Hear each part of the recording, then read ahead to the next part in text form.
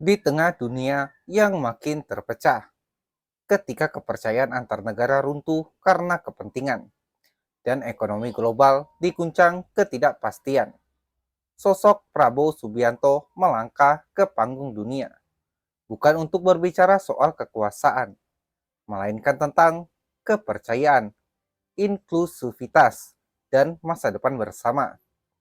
Inilah kisah di balik kehadiran Presiden Indonesia di forum ekonomi paling berpengaruh di dunia, Konferensi Tingkat Tinggi APEC 2025 di Gyeongju, Korea Selatan.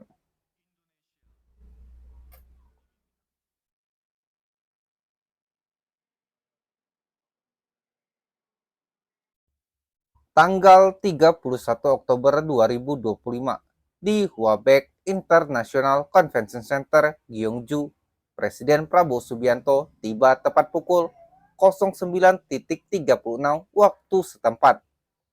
Ia disambut hangat oleh pejabat tinggi Korea, Kim Ji-jun, sebelum melangkah ke ruang utama, di mana Presiden Korea Selatan, Lee Jae-myung, telah menantinya.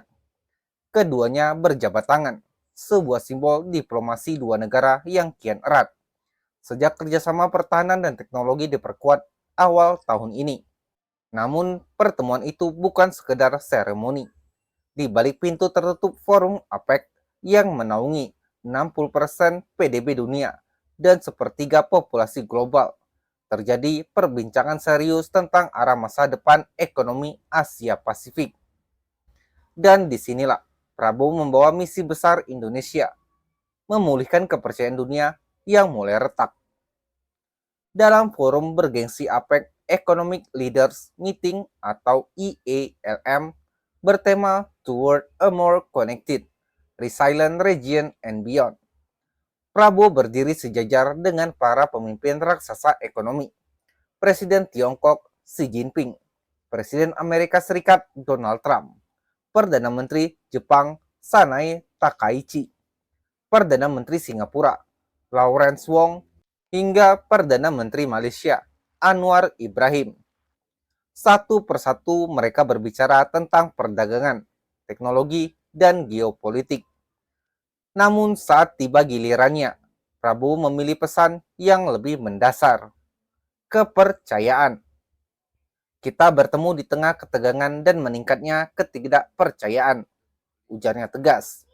Namun Asia Pasifik tidak boleh menyerah pada perpecahan.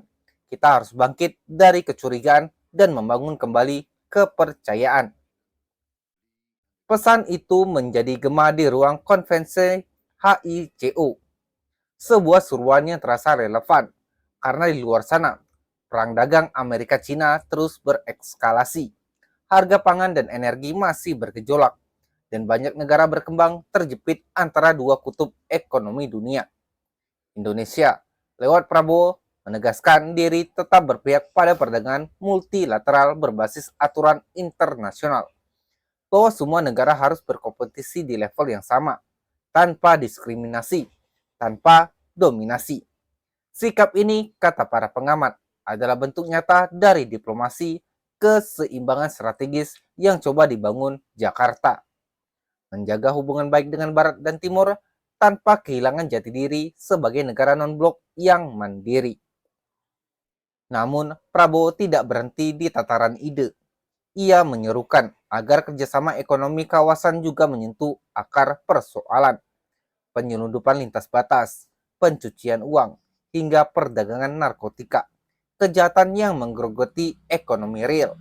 Sebuah seruan yang menggambarkan arah kebijakan domestik Indonesia yang kini menekan ekonomi gelap dan memperkuat penegakan hukum lintas negara.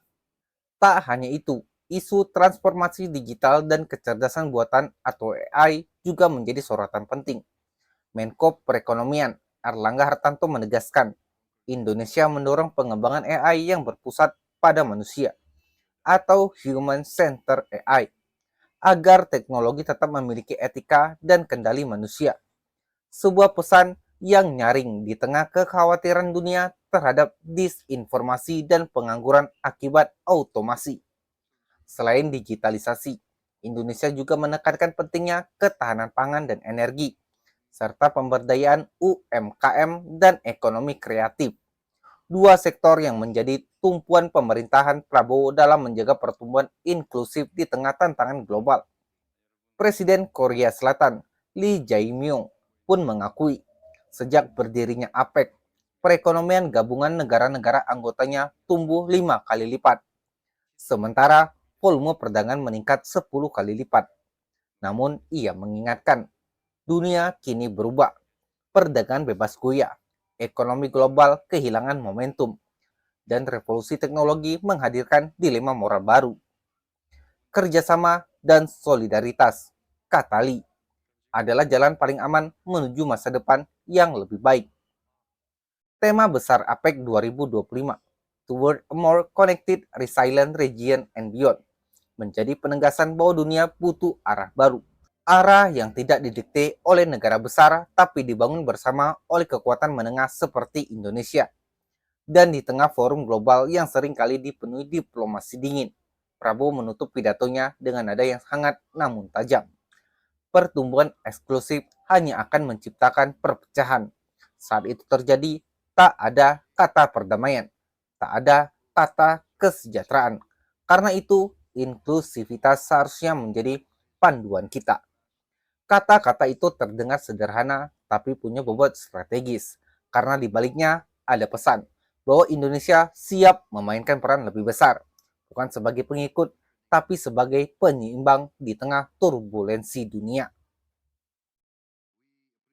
Kehadiran Prabowo di APEC 2025 bukan sekedar simbol diplomatik, melainkan pernyataan tegas bahwa Indonesia tidak akan diam di tengah krisis global. Negeri ini memilih jalan tengah, menjembatani yang terbelah, menyatukan yang tercerai. Namun pertanyaan kini, apakah dunia benar-benar siap mendengarkan suara moderat seperti Indonesia? Ataukah forum-forum besar seperti APEC hanya akan menjadi panggung janji tanpa tindakan? Tulis pendapatmu di kolom komentar. Dan jangan lupa subscribe untuk mengikuti analisis mendalam kami tentang langkah diplomasi Prabowo di panggung dunia. Karena di balik setiap jabat tangan antar pemimpin, selalu ada cerita, strategi, dan masa depan bangsa yang sedang dipertaruhkan. Sampai jumpa di video berikutnya. Stay waras di dunia yang semakin gila.